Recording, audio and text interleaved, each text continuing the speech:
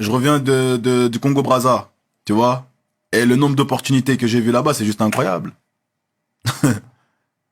On n'a pas la chance, nous, d'avoir eu les darons qui nous ramenaient souvent au bled, comme vous, par exemple. Toi, tu me disais que tu étais sénégalais tout à l'heure. Je sais que j'ai beaucoup d'amis sénégalais qui descendaient au bled et tout à l'époque. D'amis maliens aussi qui descendaient au bled souvent.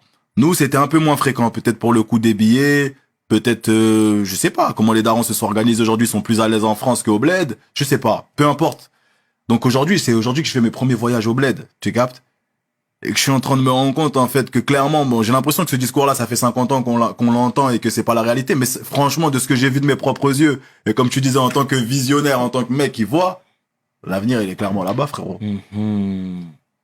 Tout ce qui est en train de saturer aujourd'hui ici est en train de se créer là-bas.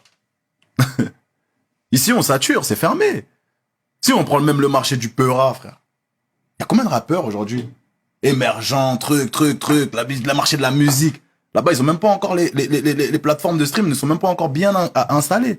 Tu me parles de business. Il y a énormément de choses à faire. Et là, je te parle que dans la musique. Si je veux rentrer dans les détails. Je te donne un exemple tout bête. Aujourd'hui, je vais au bled où j'ai commencé justement à travailler un peu dans l'agroalimentaire. Et avec mon daron justement qui lui maintenant est là-bas. Et je vais tout ça, je regarde un peu les travaux qu'il a fait depuis ces années parce que j'avais pas eu le temps de voir. Et déjà je suis choqué, je me dis putain quand même, l'ancien il a charbonné, l'ancien il a charbonné. Peut-être que elle me vient de là cette détermination au final. En si peu de temps, elle a réussi à faire pas mal de grandes choses, tu vois. Et j'arrive tout simplement à une question, un truc tout bête, hein, mais ça c'est vraiment le truc le plus bête que je peux te parler de tout ce que j'ai pu voir comme opportunité.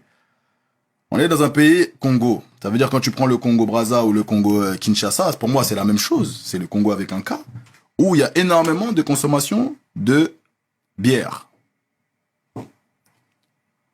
Automatiquement, la question vient de me demander, mais qui, vu que je suis dans l'agroalimentaire, mais qui produit le maïs?